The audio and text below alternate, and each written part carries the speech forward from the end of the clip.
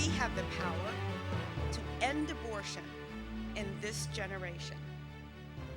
I was in college, Hunter College, New York City. And abortion, of course, had not been legal yet.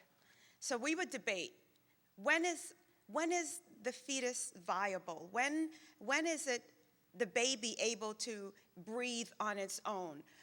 Is abortion murder? Meanwhile, I had several friends who were sexually active who had had multiple abortions. One girlfriend at the time, a college friend, had twins. She flushed her twins down the toilet. These were your traditional, the back alley abortions, but it wasn't back alley. They went to a gynecologist, and the gynecologist performed the abortion.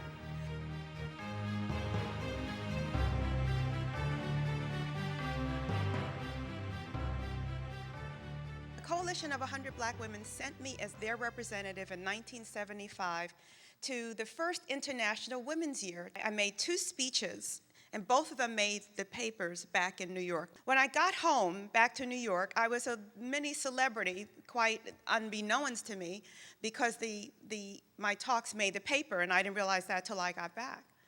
As a result, Planned Parenthood asked me to become a part of their board. The chairman of the board, Al Moran, got up and made a wonderful announcement. He says, "I have great news to share with you today. We have performed over 100,000 abortions in New York City alone." And they cheered and they applauded. And that night, I dreamt, I had nightmares, and I just saw a sky filled with motionless babies floating in the sky. And I said, I can't do this. I have got to get off this board. I've got to get off. God is going to hold me accountable for this. And then I thought, well, if I resign, this is in the very early stages of even being on the board. I said, well, if I resign, then who is going to cast the no vote? Who is going to speak up? So I decided not to resign from the board. But I decided that I had to become active in getting a message to the girls in their schools. So I volunteered for the Speakers Bureau to become a trained speaker to go into the school and do talks to high school kids.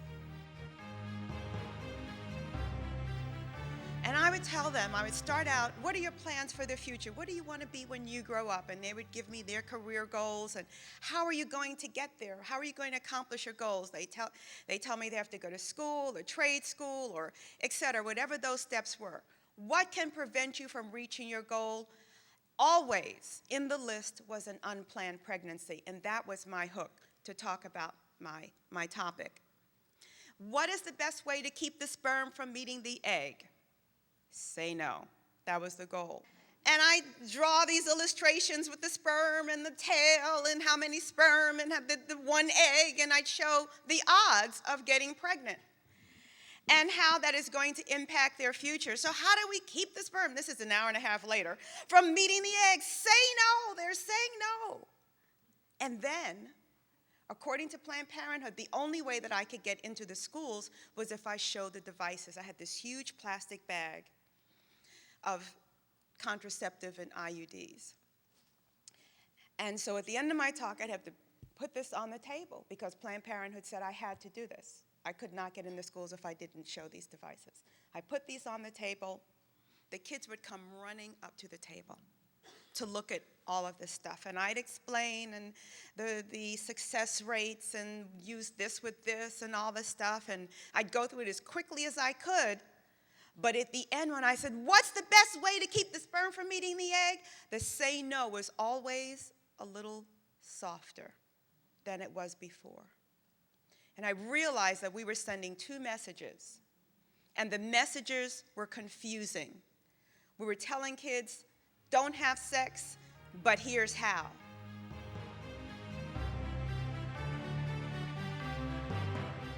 School-based clinics can be as small as a closet in a high school and in California in many elementary schools.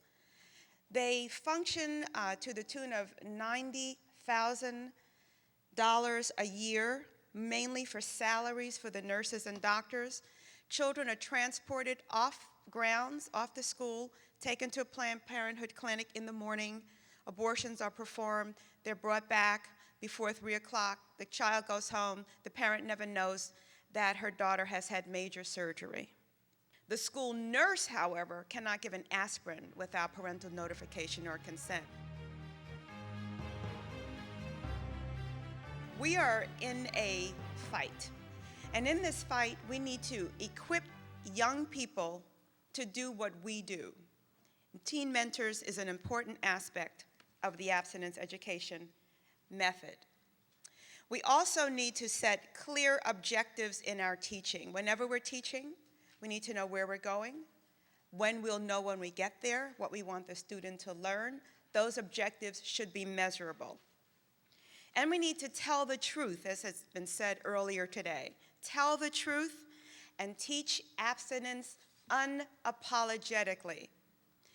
In survey after survey, kids indicate that abstinence is what they want to learn. For some reason, we're afraid to set clear guidelines with our children. Parents say, well, I didn't keep myself sexually pure until I got married, and is it fair for me to have a standard that I didn't uphold and enforce that on my child? And the answer is yes. Because the Bible didn't say train up a child in the way you went. Train up a child in the way he should go.